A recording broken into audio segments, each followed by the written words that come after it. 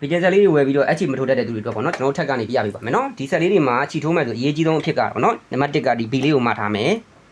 အပေါ်မှာကျွန်တော်ချီလုံးသေးဆိုဒီမှာထည့်လို့ရတယ်ချီလုံးကြီးတော့ကျွန်တော်အောက်ချသုံးလိုက်ရတယ်နော်နောက်တစ်ခုကဒီမှာသူ့ရဲ့ပတ်လန်းကြောင်းနံပါတ်1တက်တဲ့စင်တာနံပါတ်2အပေါ်ပြန်တဲ့နံပါတ်3ဒီမှာချိတ်ကောက်လေးရှိတယ်နော်ဒါလေးကိုကတ်ပြီးတော့ဝင်ချိတ်ရမယ်သူပြထားတဲ့အတိုင်းပေါ့နော်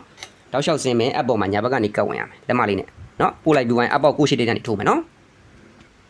အပေါက်လေးကိုရှိတဲ့ထိုးပြီးဝိုင်းဆိုတာအပေါ်ကြီးပိုင်းပြီးဝိုင်းအောက်ချီနော်မှန်ကျင်လေးကိုဆွဲဖွင့်လိုက်လုံးစံလေးကိုထည့်မယ်ဆိုရင်အောက်ချီထည့်မယ်ဆိုဒီမှာပုံလေးကလည်းပြတာရနော်ဘေးကလေးယူရမယ်ဘေးကလေးယူမယ်တိတ်တဲ့ထည့်မယ်ဒီနေရာလေးမှာအရေးကြီးတဲ့အချက်ပေါ့နော်ချိတ်ကလေးရှိတယ်ဗျချိတ်ကလေးကိုဘယ်ဘက်ကနေပို့ရမယ်နော်ချိတ်ကလေးနော်ဒီချိတ်ကလေးကနေပြီးတော့ကျွန်တော်ဘယ်ဘက်ကိုယူရမယ်ဟုတ်ပြီဒါဆိုရင်ဒီဘက်ကိုပို့ထားလိုက်မယ်ပေါ်ချီလေးကင်မယ်ဆက်ရက်ပင်းကိုဒီဘက်ပြအောင်လှည့်ပြီးကောက်မယ်နော်အောက်ချီလေးပါသွားပြီဆိုရင်ကျွန်တော်တို့ကချီလေးရဒီလိုဆောင်းဆောင်းလေးဖြစ်နေရမယ်နော်ဒီလိုလေးဆောင်းဆောင်းလေးဖြစ်နေရဆိုမှကျွန်တော်တို့ချီထိုးတာမှန်တယ်ရေရတင်းတင်းချုပ်လို့ရမယ်ဒါလိုမျိုးလေးဆောင်းဆောင်းလေးဖြစ်နေရဆိုမှန်ပြီနော်